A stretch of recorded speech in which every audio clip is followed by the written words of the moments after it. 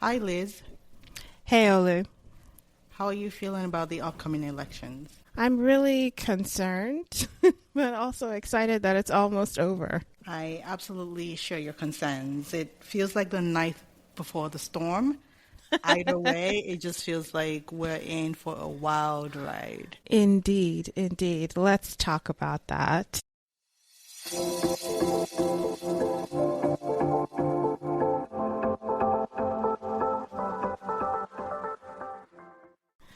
I want to say that starting this episode, these are basically our final thoughts before the election.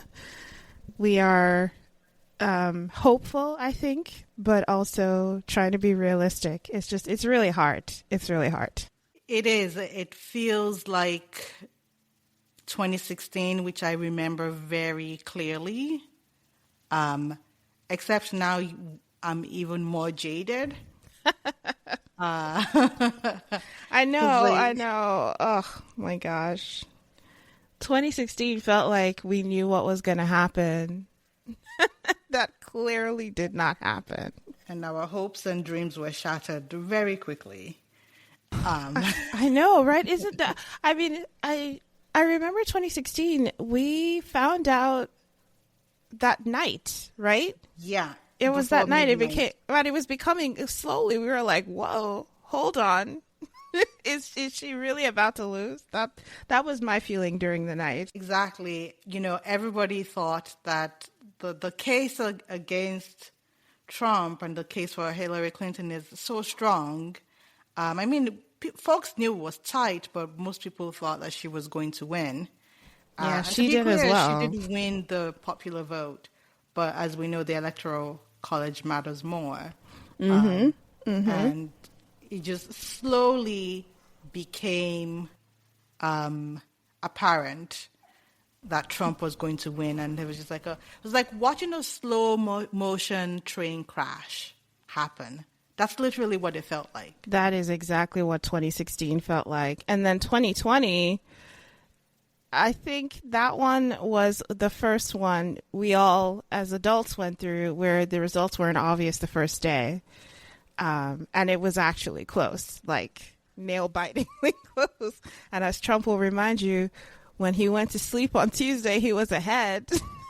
When he woke up on Wednesday, I'm guessing around noon, he was behind.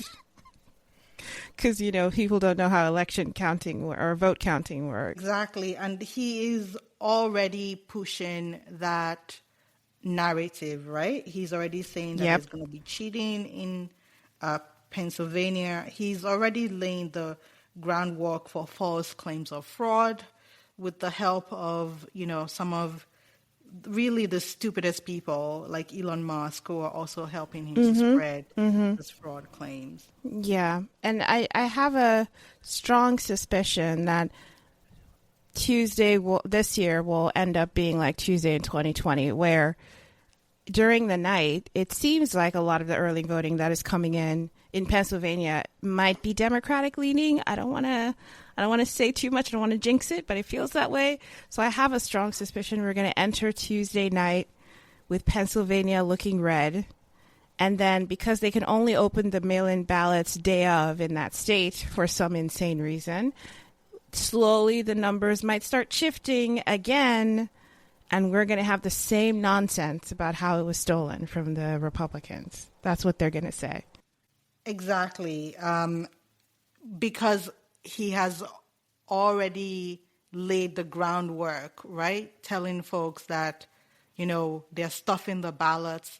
Mm-hmm. Right now, they're pushing, just leave the Haitian immigrants alone. They're pushing another God. fake video, apparently created by a Russian disinformation cell, Wow.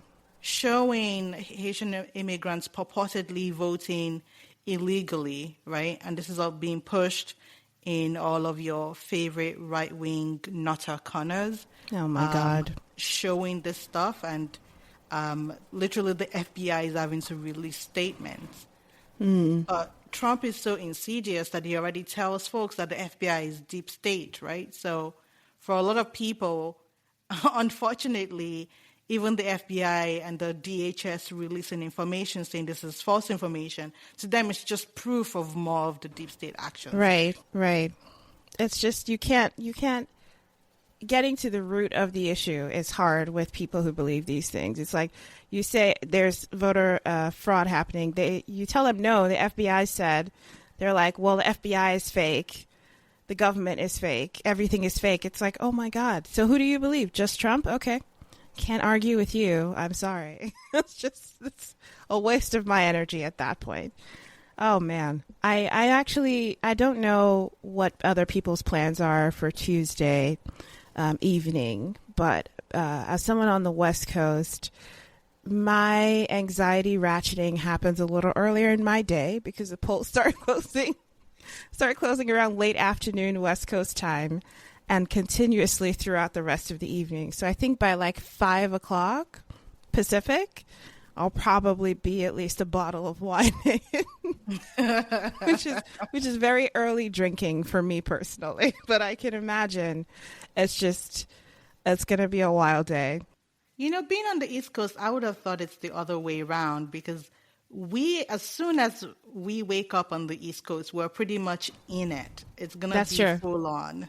That's true. That's true. Well, what's that town that votes at midnight in New Hampshire?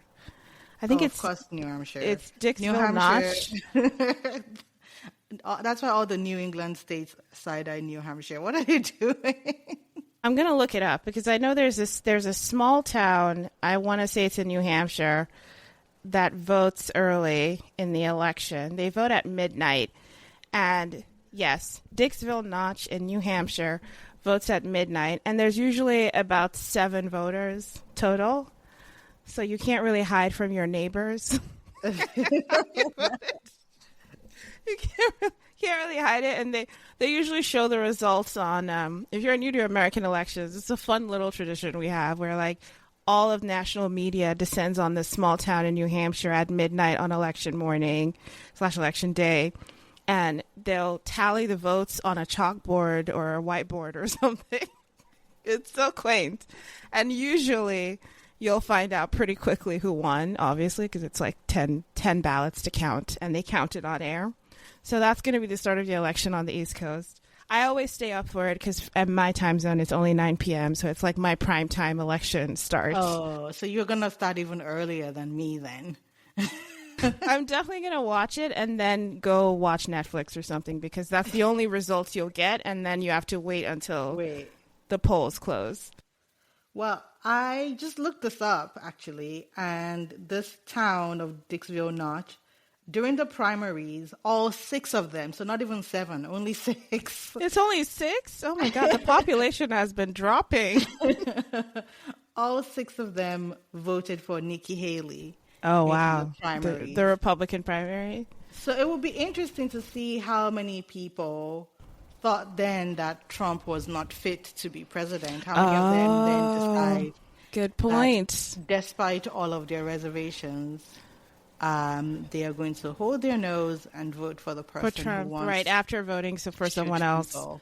Yes, excellent point. Okay, now I'm really gonna stay and watch the Dixville Notch results. Join us on Threads, everyone, as we 9 o'clock Pacific, 12 midnight Eastern. Join us on Threads. But aside from that fun little tradition, Tuesday, November 5th, in the year of our Lord 2024, might also be America's last election. So we're laughing, but it's actually really not funny. Like, it's really not. I wanted to also talk about how, like, it feels like younger people, and we were just talking about this on Threads the last few days. It feels like younger people think that we're all being dramatic about Trump. They seem to have, not all of them, but some percent of them that's not insignificant seem to be comfortable with Trump, whether he wins or loses, but especially not being bothered if he wins. And I say that because they're doing things like not just endorsing Trump or voting for Trump, but also being a little, I would say, very cavalier about voting for Kamala Harris and just thinking they can either stay home or vote third party or, write in a candidate. That seems to be some of the energy amongst Gen Z voters. So I'm curious how that's going to pan out on Tuesday with the quote-unquote youth vote. I'm so curious about that. Well, I just want to say to the youths, as a old person who remembers, a millennial, who remembers a lot of millennials making the same mistake in 2016. A lot of millennial women, talking about Hillary Clinton and like not wanting to vote for her because she's a war hawk. A lot of people punishing her for the actions of her husband with the Monica Lewinsky scandal. A lot of people just falling for the, Trump is a dove and Hillary Clinton is a hawk, and so many of the just complete nonsensical reasons that people decided to stay home then. And I'm just going to tell you that most of those people regret it now. And I really, really hope Gen Z doesn't repeat that mistake. Same. Otherwise, the people who collect the leopards ate my face stories are going to be really busy for the next 4 years. That might be the only upside to a Trump presidency. Reddit and social media users of leopards ate my face are going to be out in full force for the next 4 years. It's just, I can't. I really can't. I don't know why it's this close. We say this all the time. I don't understand. But that's the situation. But that's just the bleakness of it all, right? Like, let's be frank, during the 4 years of Trump, we got some really quality comedy, okay? We got some really quality satire. Did that make up for all of the shit that followed? No. So people are like, oh, there's going to be bans, or, it's going to be vibes if Trump wins. It's going to be vibes. It's like... it's going to be memes. Yeah, but also women will be dying in the emergency rooms in Texas. Like, let's get it together, people. Yeah, but also the memes. Yeah, I was... I've been hanging out on TikTok Live a little bit. It's been an experience, and sometimes you'll run into people who say they're voting for Trump as part of a panel. You're trying to convince them otherwise, and I hear all sorts of reasons from people, and at this point I've reached the stage of just laughter. Like, I started off very annoyed and irritated, but now I'm at the comedy, like, this is funny stage. Someone said to me on one of these panels, someone said the reason they were voting for it was a black man who said he was voting for Trump, even though he doesn't support like qualified immunity for police or complete immunity for police from civil litigation. And I thought to myself, you're just doing this to be weird, to be quirky, to be unique. Like, there's no real reason behind you voting for Trump if you disagree with all of these things that he does, but you just can't bring yourself to vote for Kamala, so you're going to vote for Trump. I was like, you know what? I can't, like, we can't be mad anymore, right? It's like the election is basically happening. I can't keep up these arguments with people. So at this point, I'm resigned, and we'll see how it plays out.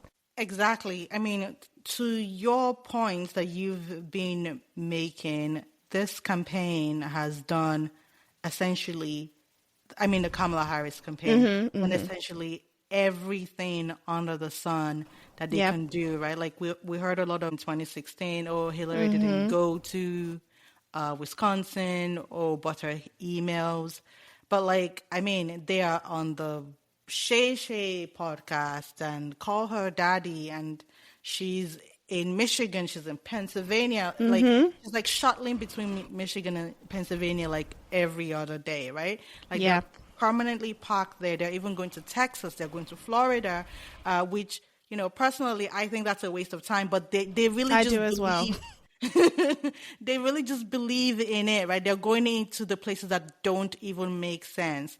So it's like, well, damn, like, what do they need to do? Like, do you need Barack Obama to come to like a dinner in your house? Like, what can they do to get your vote?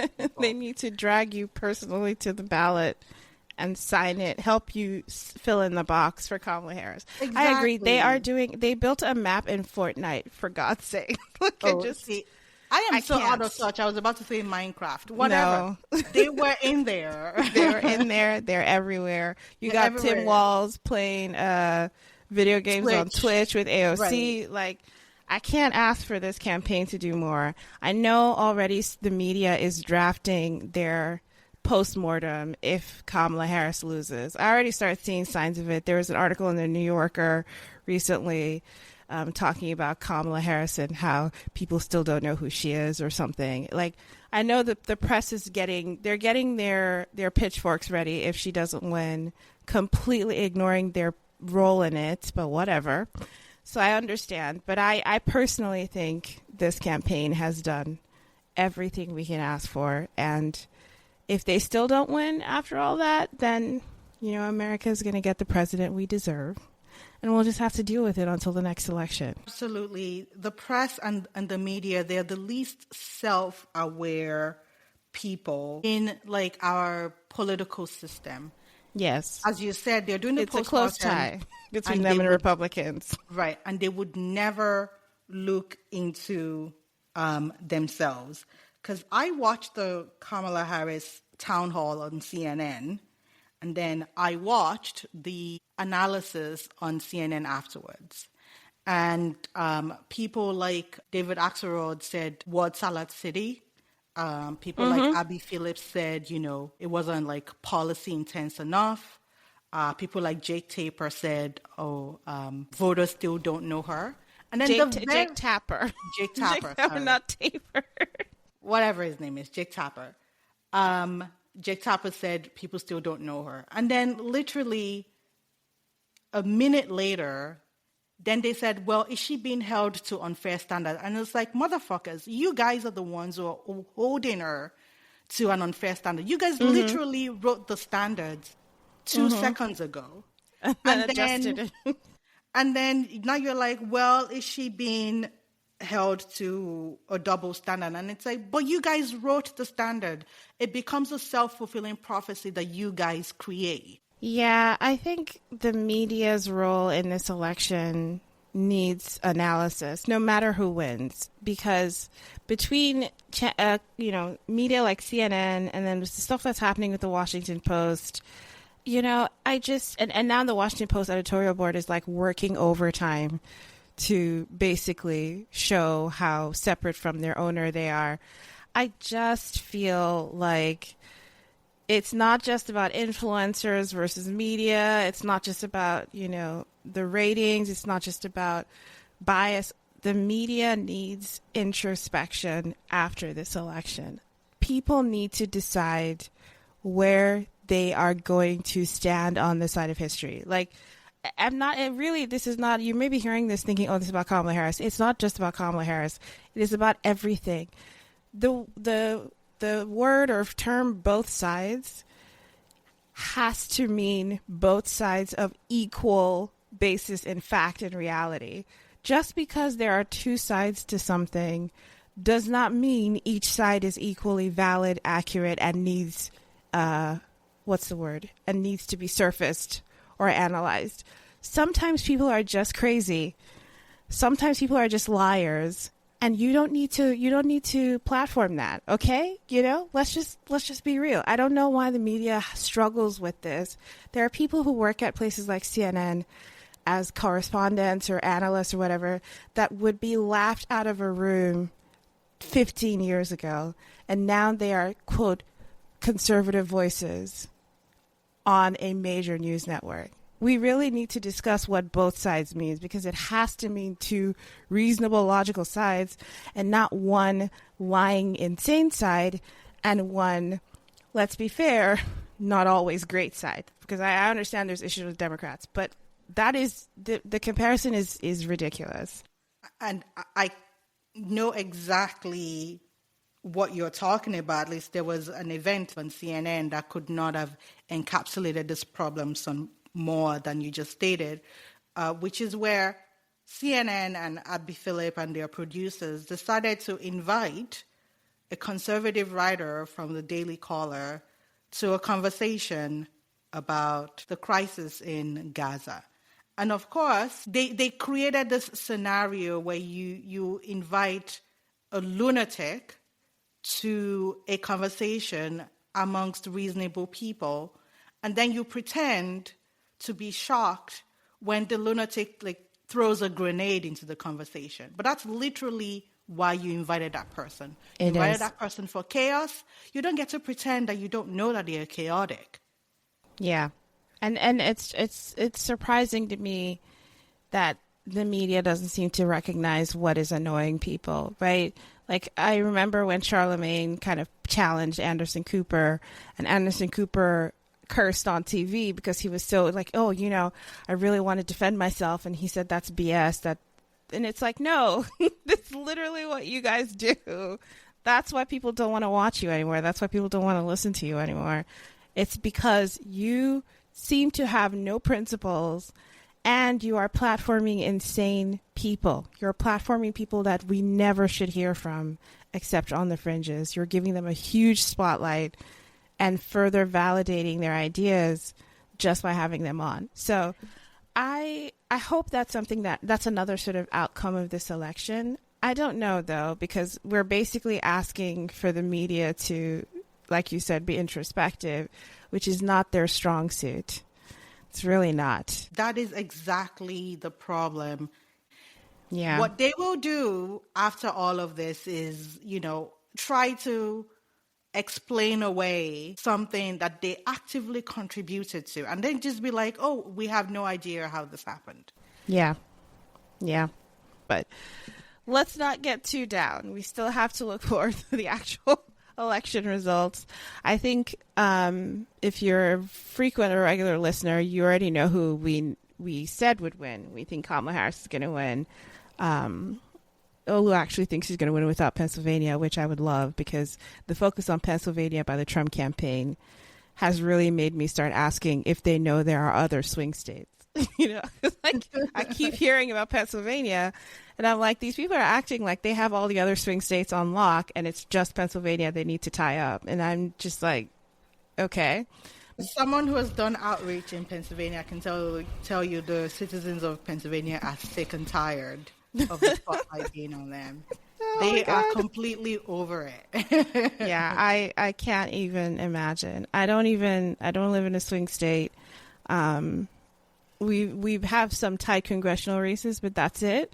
And people are flipping out already over the ads. So I can't imagine actual Pennsylvania residents and what they're dealing with. But, for them as well, Tuesday will be a welcome relief because it will be finally over. Absolutely. I've taken to watching old 90s sitcoms because I just can't stand the avalanche of ads and commentation going on right now. I do need a break. It may not sound like it. I know I sound like super online, but I actually do unplug because I'm like, yes.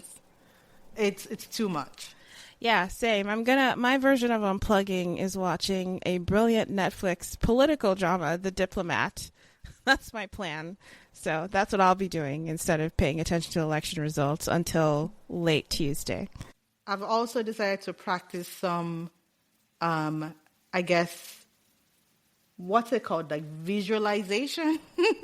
Some might call it being delusional, but I decided 1 week ago that Kamala Harris was winning, and I'm like, the manifestation.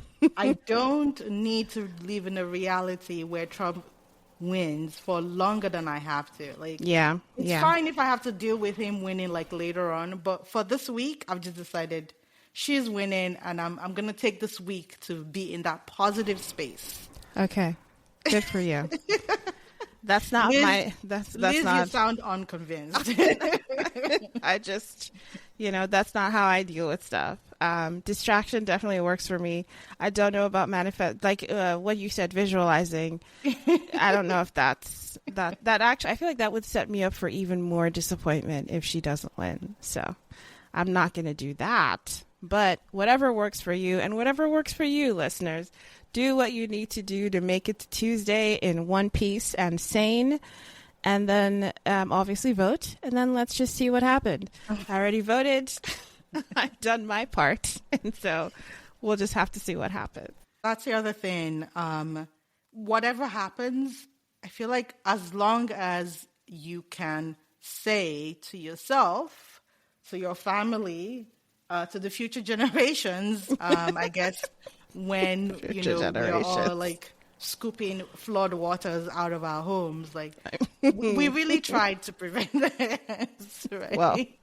Well, that's true. That's true. Our risk is wildfires. So while you're scooping water out, we'll be protecting our homes from wildfires, and we'll all remember that we tried.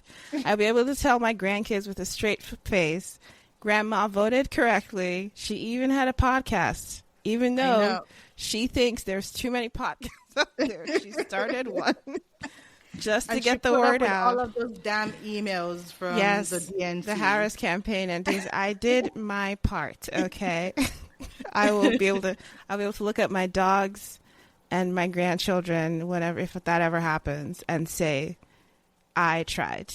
Nobody will look at me and say I didn't do my part. Thank you for joining us for this last episode of the Liberal Banter podcast before the 2024 election. We'll be back after the election results are announced. For now, you can stay in touch with us by following us on TikTok or following us on Threads, where we actually hang out. Bye for now.